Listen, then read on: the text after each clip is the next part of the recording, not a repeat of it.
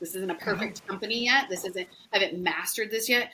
It was hard for me just to even consider like handing things over for somewhat of the fear, right? We talk about imposter syndrome, right? A little bit like, every BCBA will always be criticized by other people. It just is our nature, but I want it to change. I definitely want it to change, but that was hard to be like, here is something that I have poured myself into. I have held myself to a standard of basic perfectionism, right? And I'm going to give it to you. Hi, my name's Steven. Hi, I'm April.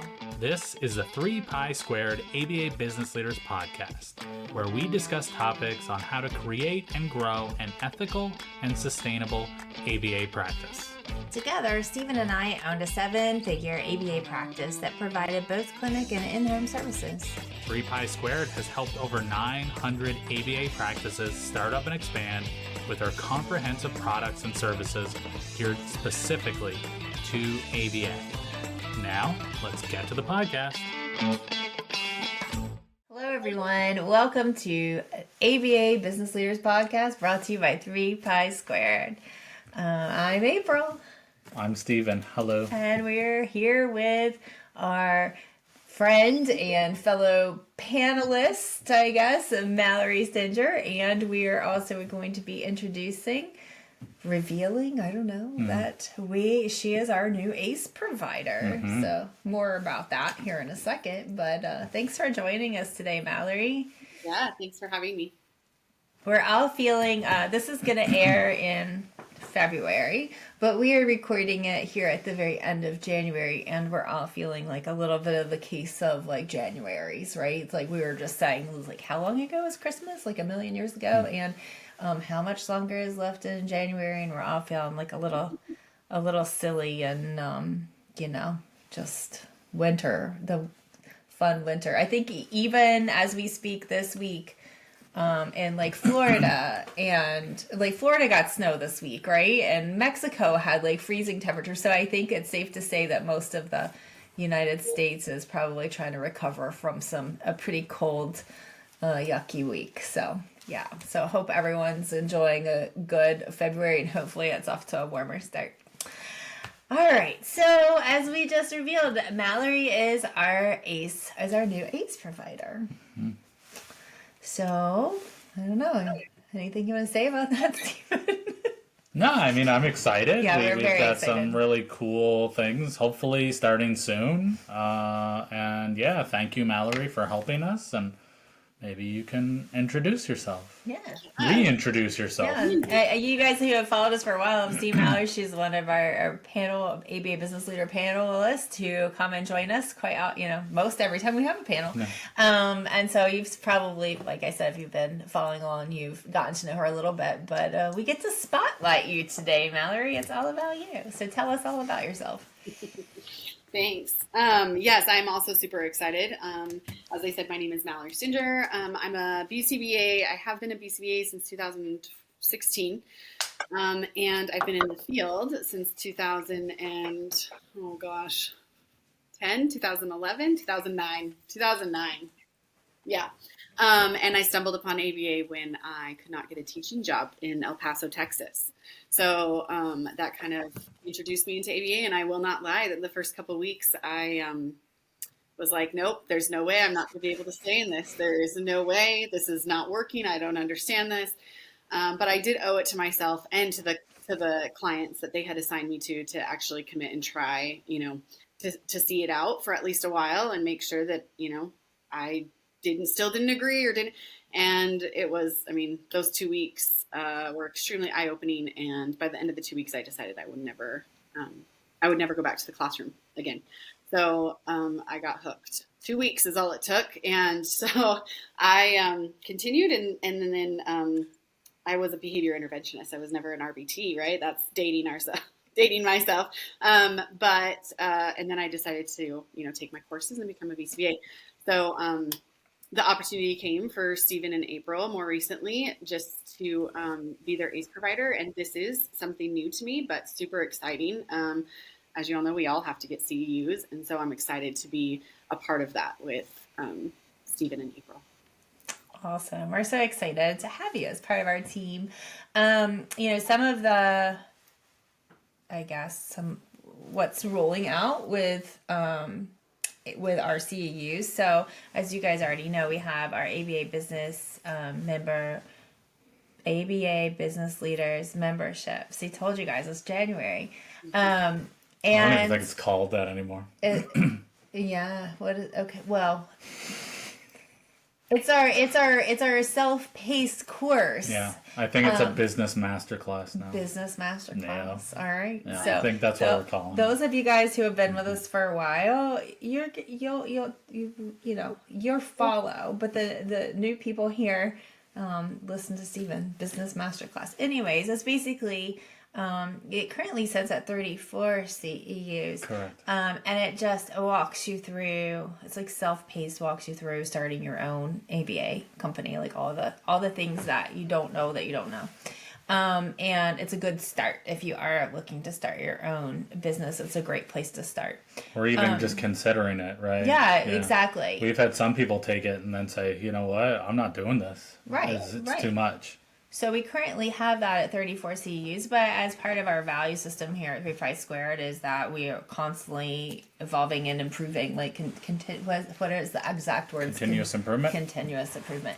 And in quality being our other value, we're really like working on making sure that we're constantly adding new stuff. And we haven't added any. We've added some new stuff to the business. Like this course. Yeah, the most recent thing we added was the recruitment with Kim. Yeah.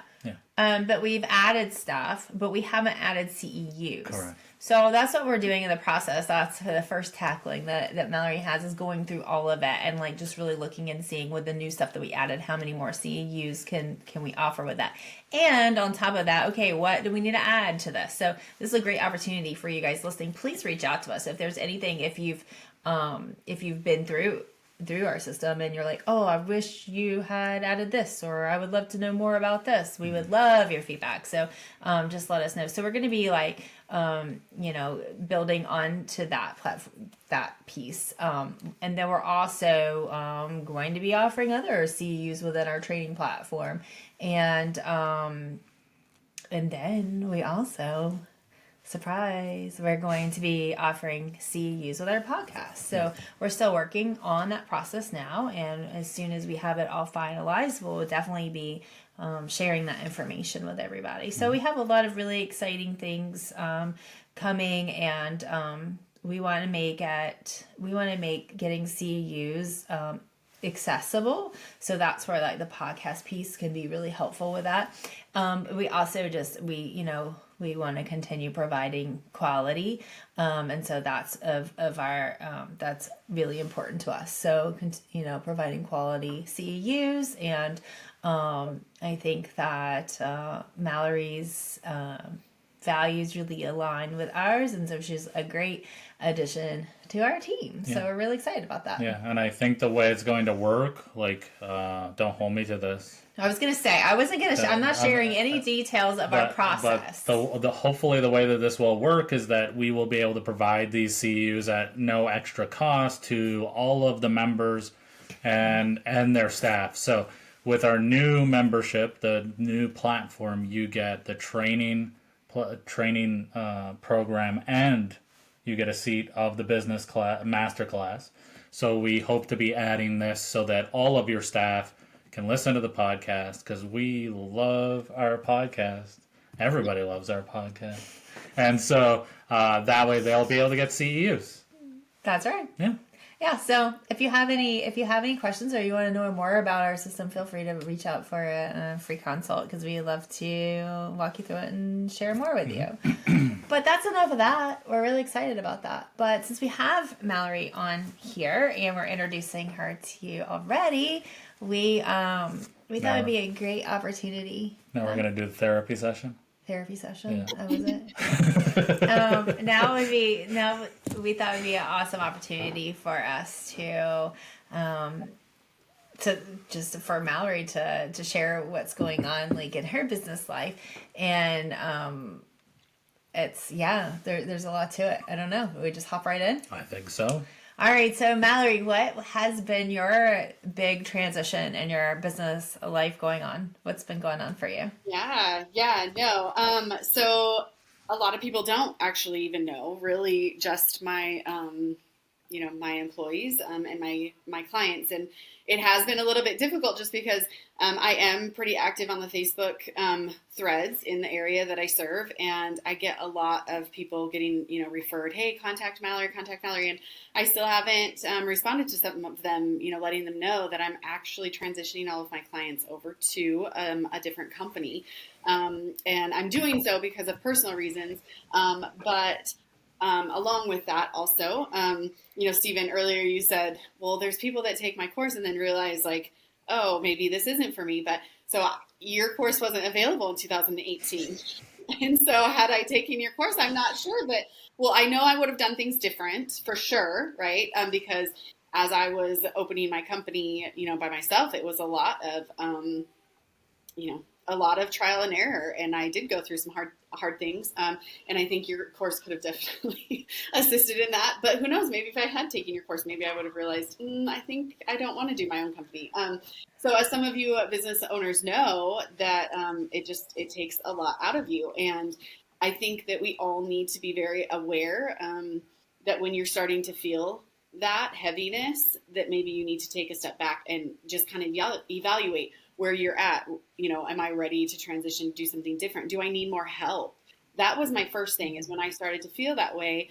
I knew I wasn't ready to, be done with my practice, but I reached out and did get extra help. I hired an operations coordinator who did all the scheduling and just a lot of different tasks behind the scene. And just that alone, took such a weight off of my shoulders. And we were, I did so I had that. I did hire another BCBA, so that was also helpful.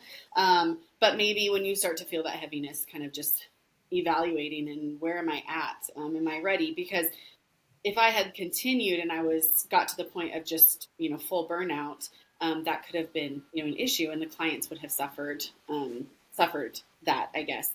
And so when I decided that it was time for me to step back, mostly just because of personal reasons, it was, also accompanied by, I need a change in things. So I was feeling a lot of emotions, and that's why I reached out to April. She had started her kind of coaching, and she was so gracious in supporting me through that. And it was a lot. It still is really hard. I'm going to my last trip here this week, and just to kind of pass the baton off to the new BCBA. And there's a lot of emotions that come with that. It was 6 years of building this practice and it being successful, and me seeing a lot of clients and discharging a lot of clients. And so that was a little bit just about the journey. And so I was looking for something a little bit different, but I still want to stay in the field. I know eventually I will probably, serve direct care again. I don't know that I'll ever have employees again, but you never say never, right? You can't say that. And so this was a great opportunity, and it just worked very well. I do know that as I was sharing some of the emotions that I was going through, I do think that gave people and Stephen an opportunity just to kind of see who I was as a clinician, see who I was as a person, and I do think that things line up in the things that we believe, the things we want to provide for the clients and for the field in general, to be able to support other business owners and just learn from one another. So. Yeah. Thank you for being so open and vulnerable and sharing that with us. Yeah. Something that Stephen and I talk about a lot, and Stephen probably more so than me really stresses this a lot, is one of the first things that you should do when you're opening your ABA company is to plan your exit strategy. And the reason why he says that is because we did not. Yeah. We did not. We did not have a plan in place for how we're going to end it, or when are we going to end it. And I think that's also kind of, as Mallory alluded to, that's also a big important part. Not just how, but when. Like when, at what point, Is it because your values change? Is it because life changes? Is it at a certain point of burnout or a certain part of interest? I don't know, whatever that could be for you, right? Yeah. Having some kind of plan in place, and not necessarily that, okay, you start to see some of those signs that you've put in that plan, so now you have to close your doors or sell or whatever. But like you said, now that would be time to evaluate. So when Mallory reached out to us and kind of shared with us where she was going and reaching out for some like support and stuff like that, I totally, in some of our conversations, it was brought right back to how I felt when we were closing, when we were making that decision. And I'll be honest, Steven had brought it up to me before I was ready. He was like, what do you think about selling? And I was like, nope, absolutely not. No way. Like, complete, like, not giving it, like, looking back on that, I think that it was just all too scary for me. And my whole identity was so attached to this company that we had built. We started it at, like, weeks before we found out we were pregnant. So I had this like mom identity and this like new company identity that was just all kind of intertwined, and it was all part of just who I was. And my ego was way too fragile to let go of I'd like to let go of that.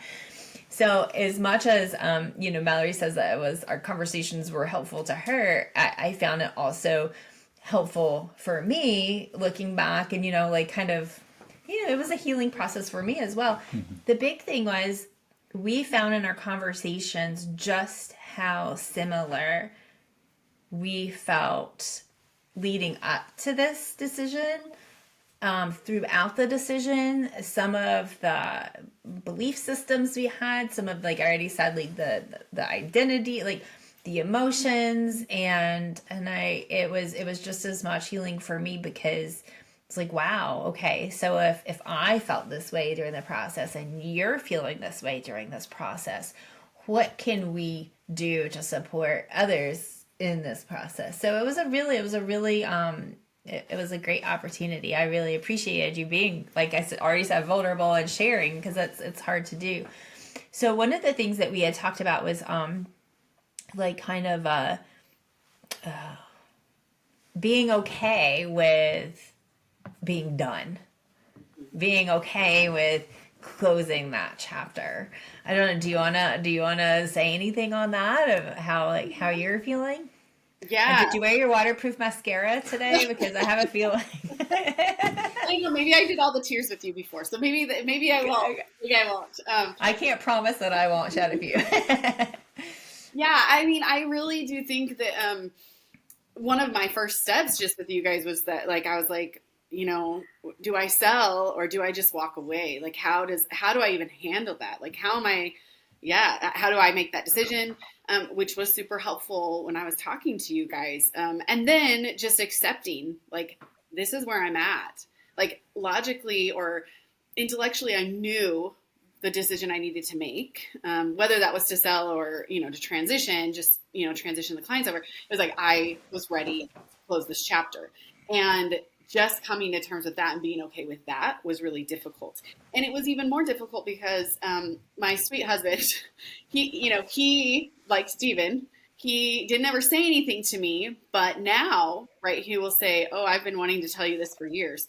And I'm like, geez, thanks. And he's like, yes, but I saw you carrying the weight of the world on your shoulders, because these are human lives that you're dealing with, right? And it's not just the client, it's the client and the whole family. And then it's also the employees and also my staff that worked for me tirelessly, right? So just getting to a place where it's like, okay, this is what I need to do, and I'm okay with it, and I'm going to sit in this moment and be uncomfortable.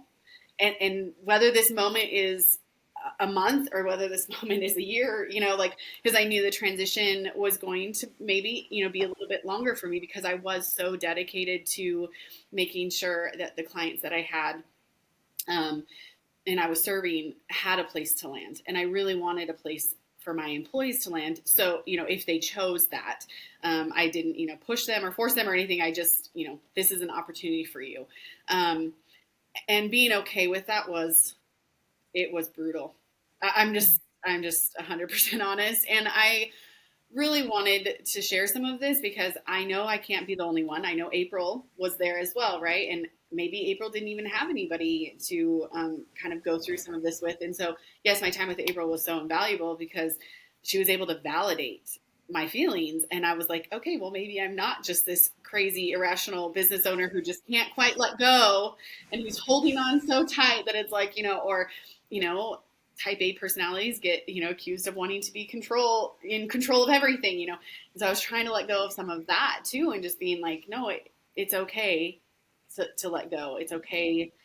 It's okay to not be okay for a period of time. Right. And then just start going through the motions and the steps of what do I need to do next. I think that, after I made the decision, the next hardest part was like, when do I tell everyone? And I did feel, it was only about about 6 weeks or so that I started telling my staff. And those 6 weeks were really difficult because I felt like I had this huge, big secret, right? And I wasn't selling, so I didn't, have to like keep it a secret that way, for those reasons. But I just had to make sure that all of my ducks were in a row before I made that decision because I wanted it to go smoothly. Um, so yeah, I'm saying I'm okay now, but I don't know. I don't know 100% yet, April, if I am okay. This is a big shift for me, right? It's a huge shift for me. Owning a business is so many hours. At the beginning, it was 60 plus hours sometimes. And then, as I got more established and stuff, it decreased a little bit. But every time I had new growth, it, would have at least a month or so of, okay, more hours.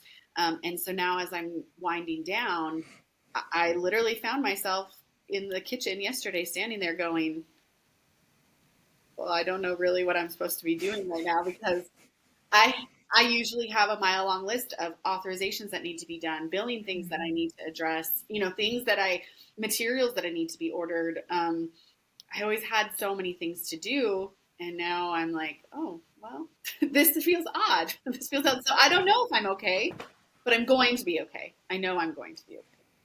Yes, yeah. I mean, like we talked about, there's a grief process, and grief processes are different for everybody, but what is the same for everybody is they're not linear. It's not something that you travel that journey and it's done. It's gonna cycle, and when that makes so much sense that you were in your kitchen, like trying to figure out, okay, what's next? What do I do with my time?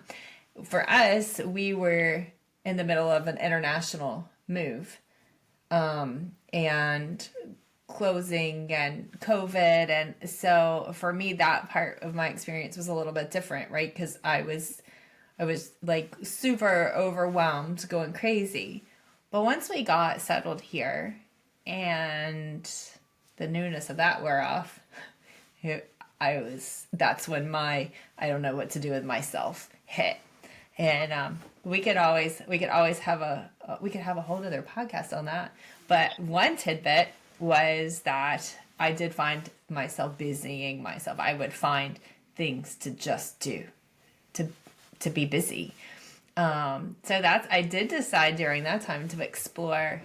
I think we talked about this a little bit, Mallory, but explore like hobbies.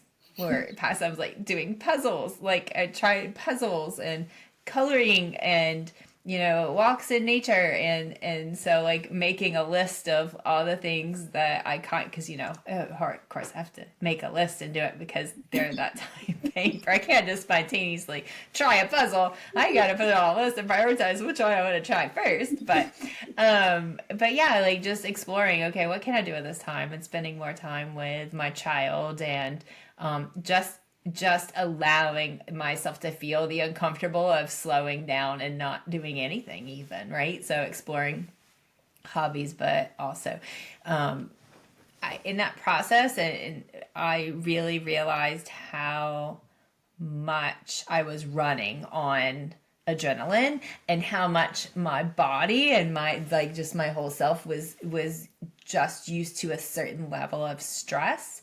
And so coming off of that was an experience, to say the least. I think Stephen, we still have 3 Pi Squared, and there's a lot to do with that, but we don't have, we're not dealing with families directly.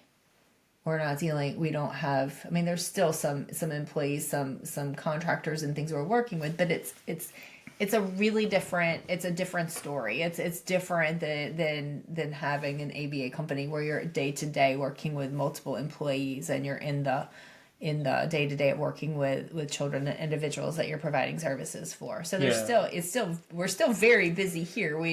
But it's just a different type of stress. Yeah, I don't know when that next podcast will air, but we just had a podcast talking about onboarding. Yeah. Right. And he was like, does it ever get easier? Right. And I just always had this underlying emotion sensation in my body that I was going to wake up in the morning and there's going to be an email from an RBT or a BCBA saying, see ya. Right. That's just the way it was. Always there. It was always present.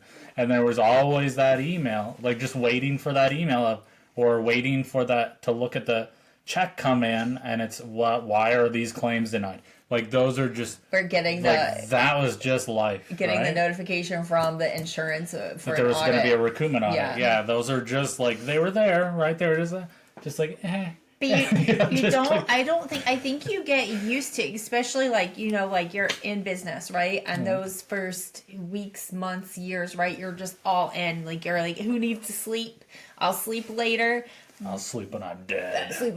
But you just get. I really think. I think this could be not just ABA. I think it's culture, our culture in general, and in entrepreneurship in general. But you get used to this certain level of stress and go that I don't even think you realize to what level it is until that's not there anymore. I think is what I'm trying to say, right? It's a very stark difference. And a lot of it's really nice, but then there's that uncomfortableness of, okay, well, what do I do with myself? Yeah. Yeah, no, I definitely agree. The adrenaline part of it alone, I think I should have recognized when I stopped, I used to run a lot. When I stopped running as a form of coping, right? And it was I should have recognized in that moment when I was okay, I can't run because I have too many other things to do. It was okay, yeah, no, that's when I should have recognized, hey, you got to make some shifts, right? Either don't take on the next client or, I should have made some choices, but that's all in hindsight, right? Sure. But I agree that I didn't recognize the level of stress and, and almost a little bit of an addiction. So you talk about adrenaline, right? But and I've accused my mom and I've accused my sister of this. And my dad is a workaholic. He would say that 100%. And so there's a little bit of that too. I'm slightly, at the time, I'm hopefully working through that.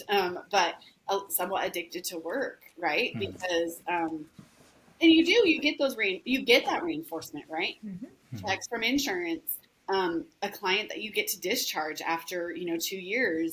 Those are all things that are reinforcing the behavior of, not sleeping at night because you have to stay up to get all these things done. Those are all reinforcing events, and those are hard to kind of work through, for sure. So I think the adrenaline was definitely a part of it for me too. And I want to get over that. I don't want to have that need. I don't want to have that need anymore. Yeah, I mean, and that's something that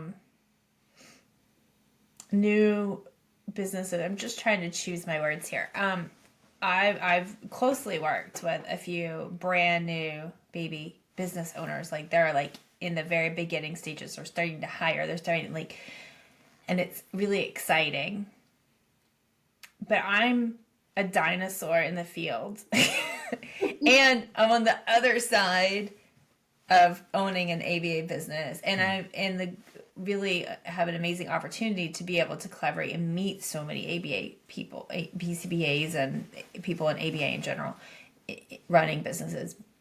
But I think the thing that I've been really noticing lately is that level of I have to put in 80 hours, 100 hours a week. I have no choice. I can't delegate. I can't hire people. I don't have the money yet. Like, I don't even know if I can hire any techs, or definitely can't hire a BCBA. I have to do it all.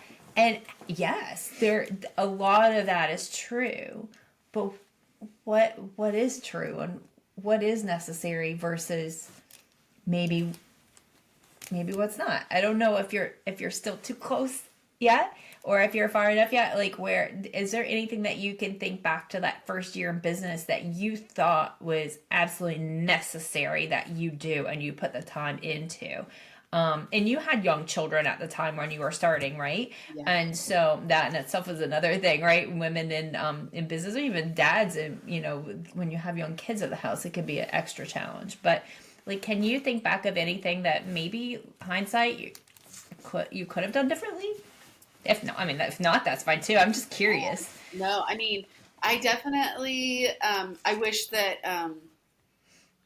I definitely would have gotten like an operations coordinator sooner. I mean, much sooner, probably years, right? Because I've only had an operations coordinator for the last year and a half. And so I was doing all of the scheduling, doing all of that on my own. And I would have done that from the get-go, right? So my sister was supporting me. She's just business minded. She was supporting me, and I tease her sometimes. I'm like, I'm successful and it's all your fault. Like when I was stressed out, but yet like very successful still. And she's like, that's fine. I'll take the blame for that, because, eventually she stopped working with me because she had helped me just kind of establish it. But from the very beginning, I should have hired an operations coordinator pretty quickly after, I started with one client, one technician. And within, a year, it was like 2 technicians, 2 full caseloads. For them, it was a full caseload for me. So I should have had more help for just the daily tasks at the very beginning. I think some of the things, like personally, that I was like, I have to do this. I did a lot more direct supervision at the beginning, and that's really, really what I wanted to do. And I wanted to keep that standard. But as everybody knows, there's only so many hours in the day, right? And I wouldn't always get time to, I couldn't see all the clients.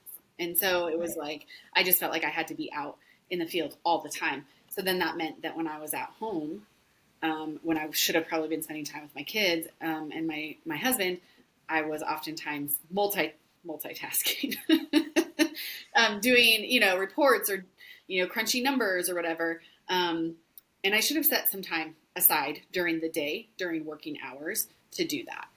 So, yeah. Yeah, those boundaries that I started learning a few years in how to hold those boundaries, but even still, like looking back, hindsight, right? We can all, and I think everyone knows this, but I think it's, I think it's important to say that anytime we're looking back, right? Like we can always say, oh, maybe we could have done this differently, or, and sometimes when we're talking to people who are in that situation, it's really easy for us to be like, or even just in parenting, be like, okay, I've done this, I made that mistake, and this is how I would do it if I had a chance to do it again. So don't you make that mistake, and you come along and do it my way, so that you can make all new kinds of mistakes. To make all kinds of new, exactly. And so I just, I feel like it's important to say, like, we're all on our journeys, and we're all make the choices that we make, and there, I am not here to judge anybody at all. I just do think that it's really, I think it's interesting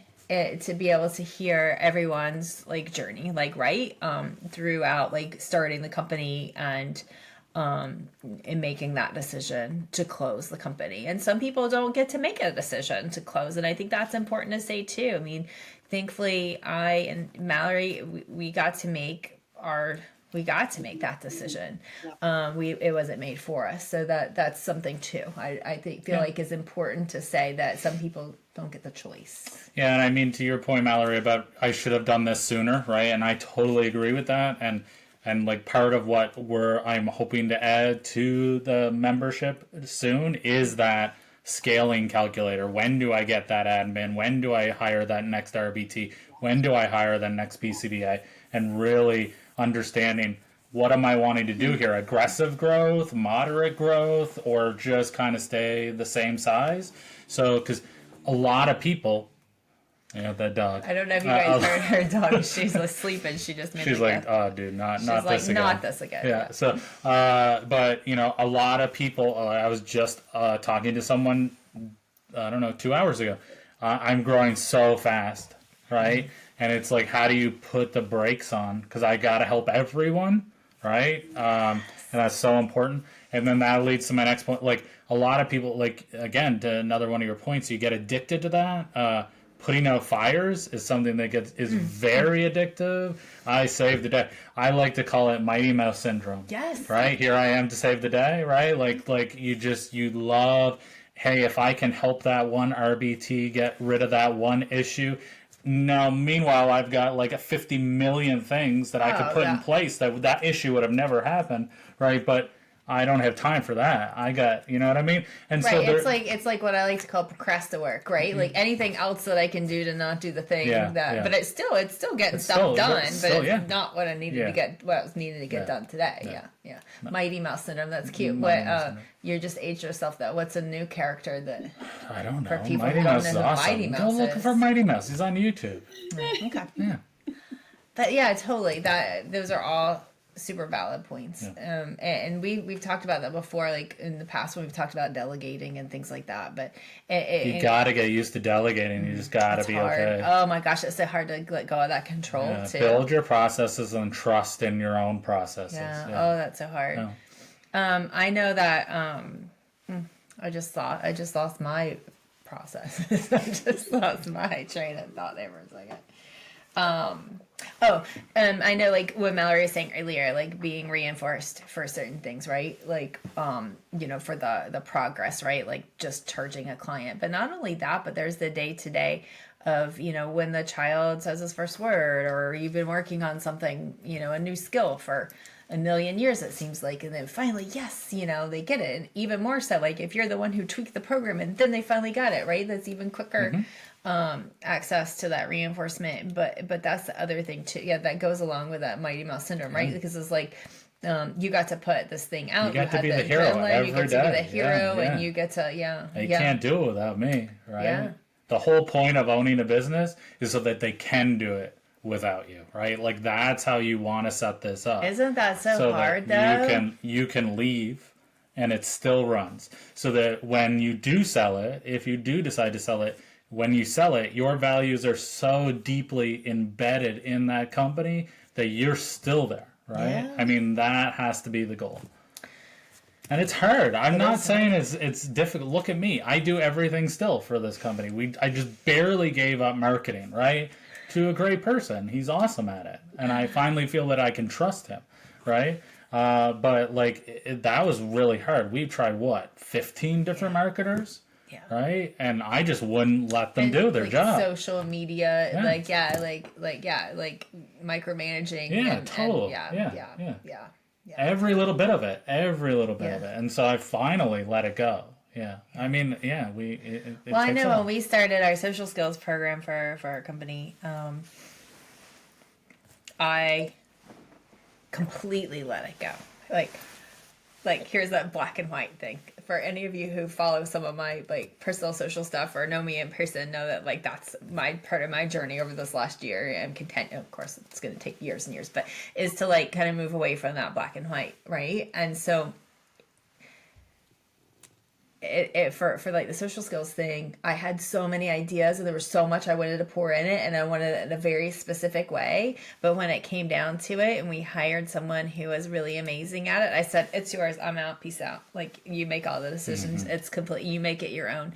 And there were a lot of pieces that I really, really wanted to see in it, but she was doing an amazing job with it. And it was kind of going a different direction than I wanted. But I was like, okay, this is great, immersion therapy for me, just to be okay with completely letting it go. Now, I'm not saying that that's necessarily the right way all the time. There are some things I should have put in place for checks and balances and communication and, learning those cooperative skills and being able to share ideas and things like that, which it came later with other things.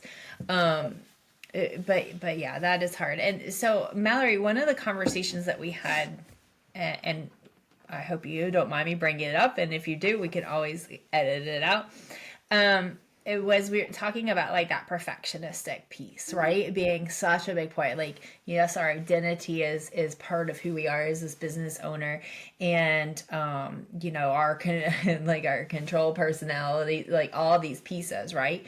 But then there was also that perfectionistic piece of how we feel like we had to have it a very specific way to even almost be able to be worthy of delegating those skills. I don't know if that's something that you're comfortable speaking on. Hey, ABA business owners, struggling to navigate the complex world of ABA practice management? You're not alone. We've been there. And that's why we created the ABA Business Leaders Membership. It's your how-to guide for everything you need to run a successful, ethical ABA practice. From compliance to culture, from billing to hiring, we've got you covered with in-depth videos and insider advice you'll wish you had years ago. Absolutely. But guess what? You don't have to figure it out alone. Our ABA Business Leaders Membership isn't just a guide, it's your growth accelerator featuring 34 CEUs to keep you and your team on the cutting edge. That's right. Plus, you get exclusive access to content you can't find anywhere else. Think webinars, live Q&As, real-life success stories from practices making it happen. And the community aspect is unbeatable. Imagine being connected to a network of ABA business owners, sharing, learning, and evolving together. No more second-guessing your business decisions or wondering if there's a better way.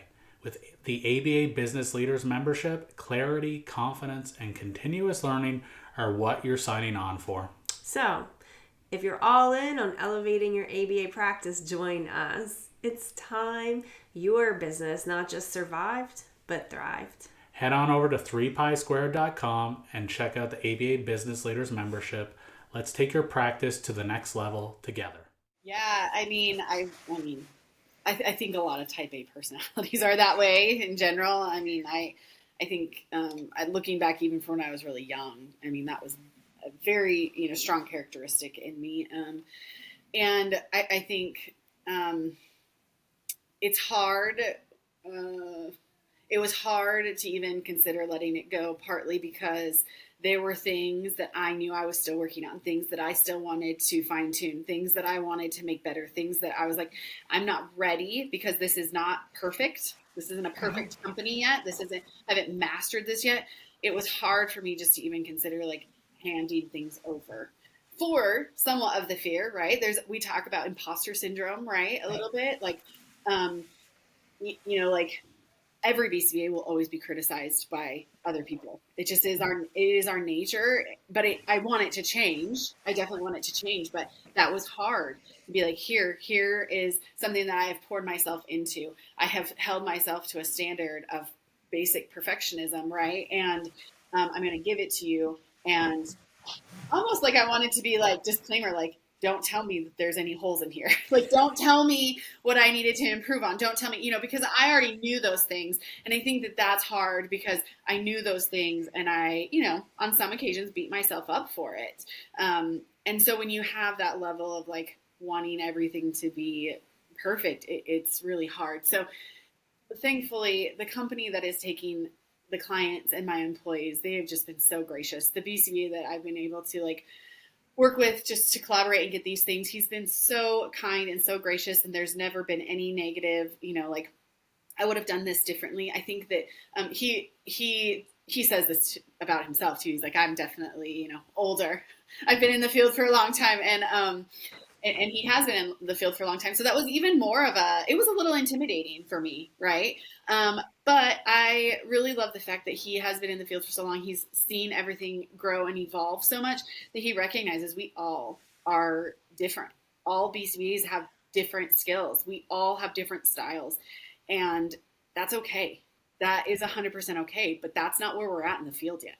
It just is not where we're at in the field yet. And that makes me really sad because look at, like, I was struggling to make that decision simply because I didn't want to hand it over to another BCBA and be like, yeah, there's still a lot of things that I wanted to improve on, like almost like just admitting all of that. And then luckily he was so gracious, but I really want to try to let go personally of that kind of mentality. And I never have claimed that I am perfect, or that I'm a master at anything at all, but that's kind of what we try to always strive for, almost to a unhealthy extent in our field, right? And I know that there's other BCBAs that I've talked about who have felt the same thing. It's like we get the 4 letters behind our name and all of a sudden we are all knowing. We are all knowing. We are the wizard, and you can ask me a question, right? And professionally too, I've grown in that area, just where I've been like, a parent asks me something and I'm not 100% sure, and I say that, honestly, I'm not 100% sure. That's kind of sprung on me a little bit. Let me think about it first, and then I'll get back to you. That's a skill, right? It's a skill that all of us have to kind of learn. I definitely didn't have that at the very beginning. So, yeah, that level of perfectionism is hard. And I hope any other BCBA who's listening to this that has that, like, please be kind to yourself, be gracious with yourself. And if you are struggling with it, like, reach out and ask for help, because none of us are perfect. None of us have mastered anything. And we should all have that mentality of like, we will never be a master at something, because this is a science, and it's growing, it's evolving constantly. So even the new BCBAs that come up, right? There's things that some of them have said to me, and I'm like, excuse me, what? Okay, yeah, I'm going to have to read up on that. I'm going to have to read some more research on that, right? Because even if we dedicate ourselves to reading new research articles, doing all the CEUs that are coming out, our brains can only hold so much, and there's only so many hours in the day. So, yeah. Right. And that's part of our duty, is to be able to reach out to others who might have a strength that we don't have. And that's really one of the things. I don't know how to say this. I mean, I'm just gonna say it like that. I really am so happy about, as I came, like, once I closed, because by that point, by the time I closed, Steven was like involved just enough, but like he was already doing 3 pi squared stuff, and he's like, yeah, you do your thing, I do my thing. And so as I came on doing more with 3 pi squared with Steven, and really getting that chance to meet more and more business owners, I was like, man, I felt so alone. Like I felt, there were times I felt really crappy. Like I just felt really bad about myself and my abilities, and this whole imposter syndrome, and should I do it this way or this way? I don't really know, but who can I ask? Because there are very few people in my circle. Now, I was blessed to have an amazing, because just in case I'm not being clear, I am a BCABA. So I have a BCBA supervisor who I worked with for years. I had an amazing relationship with her, and I could always come to her.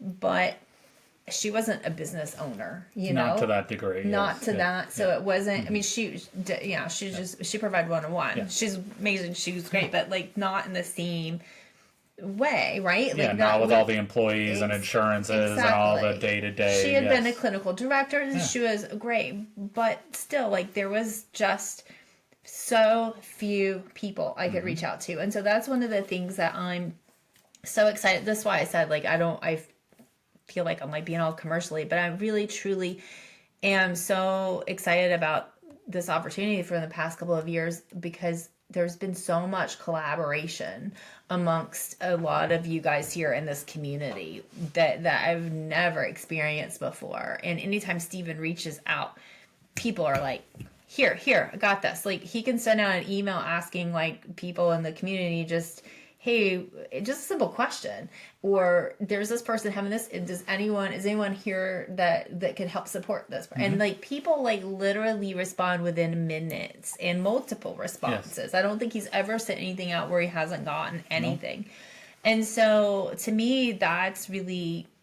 gives me a lot of hope, and that also tells me that there's definitely a need there, but then there are also the people here. So that's kind of part of these conversations, right? Is I don't want anyone to feel like Mallory did and like I did, and like when you're like in that part where you feel like you don't really have someone to talk to. Yeah, I mean, Mallory was one of those people that I've emailed to say, hey, you want to come on a podcast? Yeah. I'm like, I don't know. Right.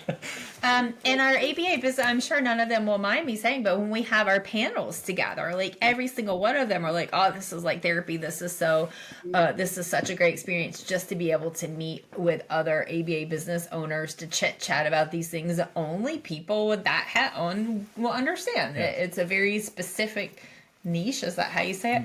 And so I'm really excited about our community, because I feel like more and more, it might not be like super buzzing on Facebook yet. It's kind of growing, but it's not even about that. It's like the behind the scenes stuff of all the humanity and all the people and the compassion that's here. That's really exciting. That I feel like maybe my time as a business owner might have looked a little differently if I had more of that, right? Yeah. And so I do want to say, and Stephen doesn't even really know I'm going to say this, but I'm starting a monthly group of BCBAs. There's already 5 people who have wanted to join. I'm just doing it for like a free thing. I'm just going to hold a Teams meeting and send out the link. And we're just not consulting or advice about building a business. It's just, I don't want to call it a support group. That's one reason I haven't said much about it, because I don't know what to call it yet. But I feel like this is like a, opportunity that I could reach out. Like if anyone's interested, you can email me at April at geez Louise, you can email me at April at 3piesquared.com. I was going back to my own company. And let me know if you want to join, and I can send you a link. And we'll, if enough people are in interested, then we can figure out a more like structured way of sending that out. But I just like a monthly meet up for an hour just to support each other. And, in that sense, it's kind of what I want to give to the community. But so Mallory, when you finally made that decision to like, okay, I'm going to do this. What were the emotions there? Oh gosh. Oh. I mean, I definitely cried. I cried. All of them. It was definitely a like, I'm going to do this, and this is really hard, right?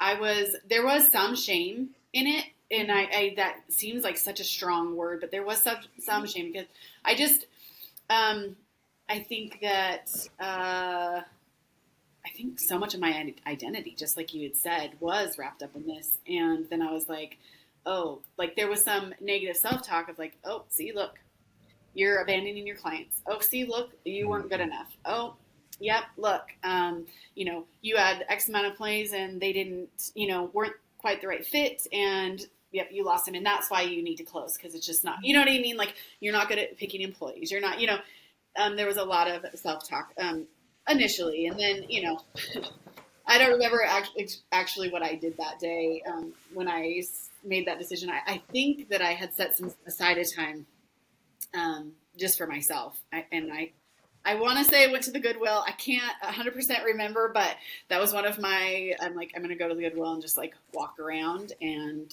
kind of try to get my head right. Because afterwards, right, I was like, this is ridiculous. Why are you talking to yourself this way? You were very successful in it, and you helped a lot of families. Even if I had helped only one family, right? Like, it would have been worth it in the end. And so, there was that, and just, a lot of there was quite a bit of sadness. There was some frustration. Then when I told my husband, he was the first one that I told, like, hey, I'm going to close. Like, I don't know where we're going in our personal life. And I just feel like this isn't like really conducive anymore, because I was traveling and stuff, and there was some frustration because he's like he was happy. Like, he was really happy about it. And I'm like, dude, that was not really the reaction I think I wanted. Not that I wanted him to cry or anything. I think just a little bit more of like, oh, babe, like, I am so sorry that you've come to that decision, and like, just let me know what you need support on, right? He 100% feels that way and will support me in anything I do. So I just want to make sure I put that out there. But he definitely was happy, but I think he recognized, right? He was removed, just like Steven with you guys. Like, he was removed. The emotion was not there for him like it was for me, right? Because I kept just seeing flashes of my clients' faces, of my family's faces, like moments where I was like, oh, I should have done something different, those things that like haunt you basically at night, like, okay, or keep you up because you're like, what am I going to do? What am I going to do? I got to figure out something different. Those things were coming. So there was some frustration, and then nervousness. Like, how am I going to respond to people if they respond to me negatively when I say, hey, I'm getting ready to close? That hesitation, the nervousness, just the anguish, right? And anxiety around that. How is it going to be taken? And some of that I worked through with you, April, because I was like, yeah, what am I going to say? What am I going to say when I have to say, I'm closing? That was hard. That was hard to get through that with me. And so I told my operations coordinator, she was the first one that I told, and she was so sweet about it. So sweet about it. And so supporting, like, whatever you need, I will be here till the end. You just let me know, By the time I think I told my in-house biller, she was like, I can see it on your face. I had told several people before, so she was like, girl, I can see it on your face. Like, this is a weight that's lifting off of you. And, I see it. She sees the numbers. She sees how much we work, so she's like, I see it regularly. And you've just put so much time and effort and energy. You got to give yourself a break. So everybody was very, very kind about it. Even the families, even the parents understood. I know that some of them were disappointed. I know that. Then they expressed that, but they were never mean about it, and never, upset. So that was really helpful. But the unknown, going into that, the unknown, was really, really hard to deal with. So, I think that answered your question, because I don't know. I think all of those were emotions. I don't know if I felt anything else. I mean, I think I probably did feel some relief, right? Because I had been kind of battling with that decision for maybe a couple weeks. It really hadn't been very long, but in my mind, it was like I'd close my computer at the end of the day and be like, okay, maybe I should close. Like, maybe this is the time. Maybe this chapter needs to end. Maybe this. And then I would busy myself making dinner or something, and I would get up the next morning and do it all again, right? And so I think there was definitely some relief when I made the final decision just to do it, and a little bit of like just rip it off like a Band-Aid, because I knew it was going to be hard. So, yeah, there's a lot of emotion. Yeah. There. Yeah, totally. All of the above, right? Yeah. I guess for anybody thinking about selling your company, one bit of advice that we got is don't tell your employees. And we didn't listen. Without giving too many, we had some pretty amazing staff all the way to the end, but everyone's got to take care of themselves, yes. Right? So be cautious of who you tell, especially if you don't have a plan yet or you're still working on putting your plan in place. Be cautious of who you share that with. Yep. And we are coming up kind of at our time. I know we're going to have a almost 10-year-old visitor coming through the door here in a moment as he gets off the school bus. So that's always our hard stop. But I do want to invite anyone who is listening, if you are thinking about closing, or like Steven always preaches, like, know your exit plan from the beginning. But it's okay if you don't. If you're at the point where you're like, I didn't do an exit plan from the beginning, and now I'm kind of curious about what that might look like. Maybe you're in year 2 and everything's going well. I mean, like when you said end, how do you want it to end? End, you have to define end, right? Because as I say all the time, end could be you sitting on the beach drinking a margarita while your COO takes care of everything, right? And you're just chilling.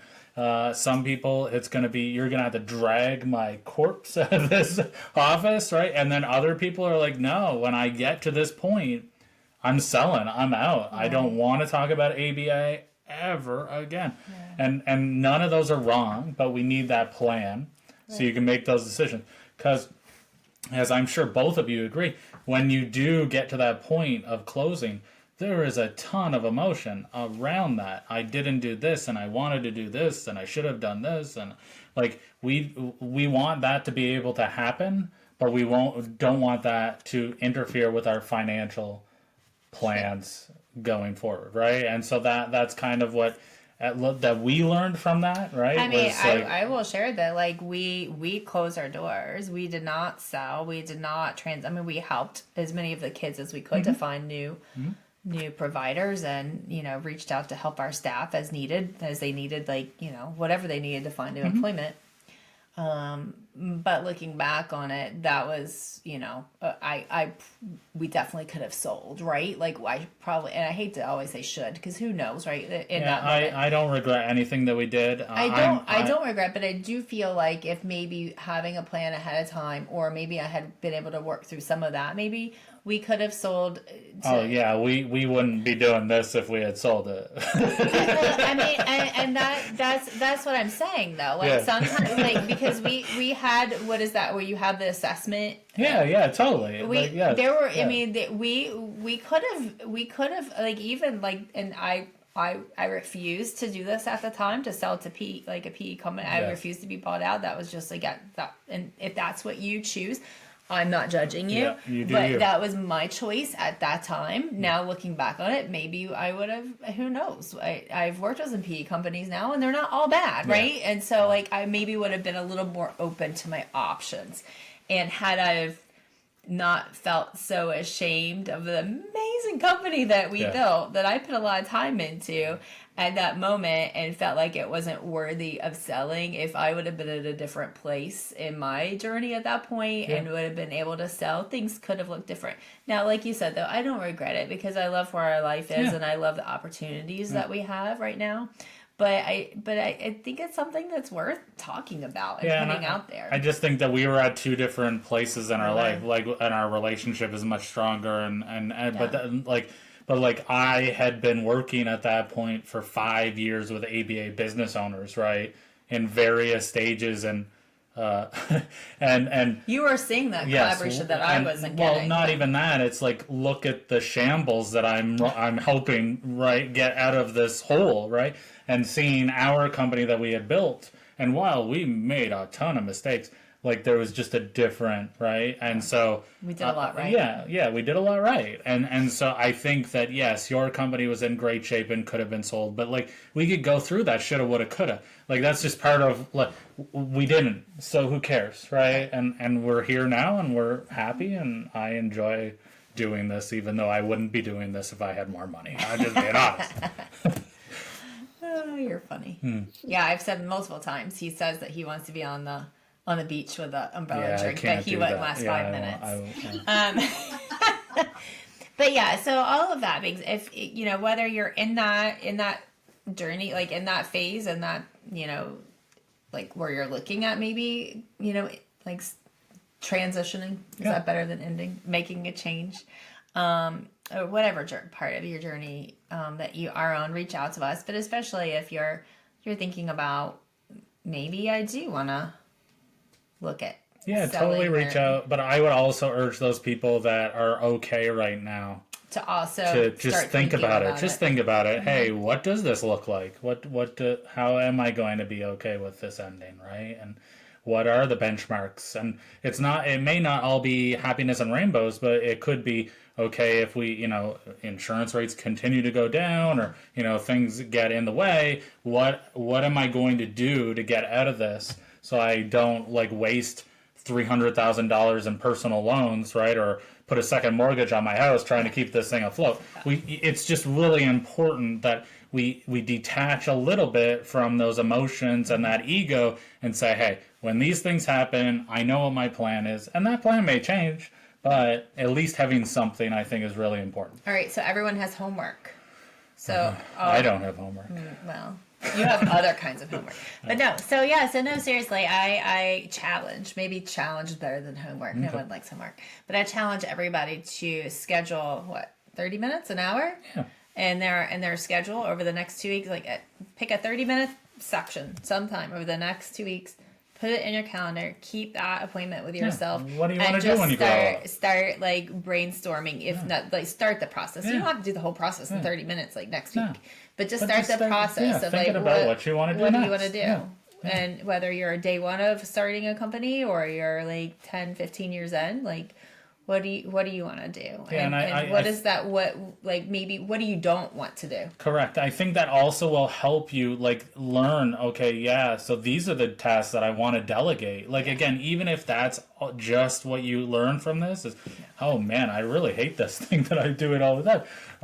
But like, just start it. Just be curious and say, hey, how does this end for me? Yeah, I think it's important. Yeah, I do too. And I would like to thank Mallory for so many things. One, for being here and being vulnerable and talking about your journey. I'm sure I'm gonna speak for Mallory, but I'm sure she'll agree that if anyone wants to reach out to her, I'm sure she would be happy to chat. And I'll definitely I'll talk her into coming and joining the monthly support group, sure, too. But no, seriously though, Mallory, thank you for your time, and thank you for sharing today, and thank you so much for joining our team. And I'm so excited about where all of our hopes and dreams and goals of working together to make our CEUs the best that we can, and so I'm really excited about that. Awesome. Thanks so much for having me on today, and I'm super excited to keep working with you guys. Awesome. Thanks. All right, everyone, have a great rest of your day, and we'll see you next time. Thank you for listening to our podcast. Hopefully it was helpful. If you would like to gain access to this entire video, and actually our entire library of videos, please join our ABA Business Leaders membership. You can find that at www.3pisquare.com.